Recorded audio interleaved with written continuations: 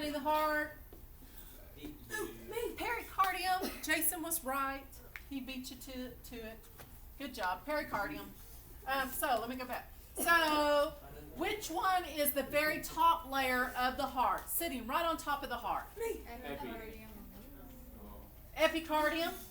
So which one is the very inside of the heart, slippery? Muscle. Muscle. Which one are you talking about? Very inside of the heart. Endocardium. And then the muscle part of the heart. Myocardium. Yes. Love it when y'all can. Okay.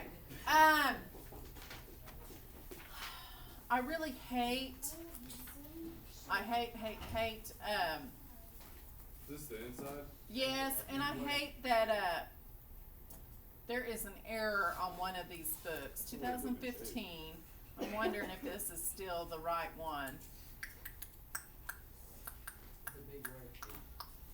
Pulmonary, yeah, it's there. The error is still here because, and so please do not pay attention to this picture, because what you'll learn is, especially when we're walking through your heart, because this is how the heart is viewed. This would be the front side of it, but you need to know, and this is wrong. This is backwards. Your tricuspid is on your right side of the heart, so you'll have the right atrium. Then you'll have the tricuspid valve. And that's what they're showing. They slice the top of the heart off, and they're looking down at the valves. So on the right side, you have your tricuspid. It has 3 cuspids, 3 little leaflet things hanging here. So tri is on this side, and on the left side, between the atrium and the ventricle, is your bicuspid or mitral valve. The way I remember, do I have any lefties in here? Yeah, I was going to say, oh my gosh, I got a bunch. So this won't work for you guys, but how I remember it is I'm right-handed, so my right hand is bigger and stronger. If it's bigger and stronger, then it's probably more. So I have 3 on that side, whereas my left, I only have 2. It's weaker and smaller. So do your gang signs: 3, tricuspid, bicuspid. Tricuspid, bicuspid. That's how you'll remember. My lefties, I don't know. I don't know how you're going to try to remember that. Try to come up with something. Do your best, yes. Okay.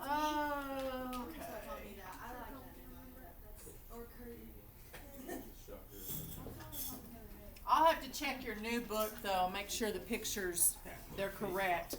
Tri is on the right side, and your bi is on the... It's just like that picture. Yeah, it's still bad.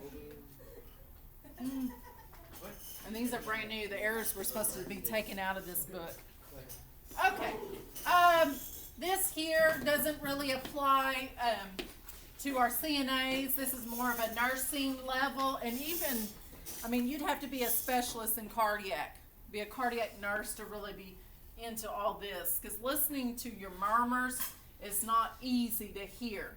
If you're just wanting to hear a murmur, the easiest place to hear them are going to be 1 and 2. And they have to be pretty good sized murmurs for you to be able to pick them up. For me to be able to pick them up, they've got to be pretty good sized murmurs. And so a murmur, you know, your lub dub is how your heart sounds. So when you listen to it, and it's going boom, boom, boom, boom, boom, boom, boom, boom, how it should sound, this one with a murmur will be boom, boom, boom, boom, boom. You'll hear a whooshing sound in between that lub dub. And that's because the valves, these little valves, we've got issues with them. So you've got the atriums up on top, you've got a valve in between those, and then you've got your ventricles on bottom. So atriums are tiny. We don't have a lot of pressure in our atriums because gravity helps the blood move from the top chambers to the bottom chambers.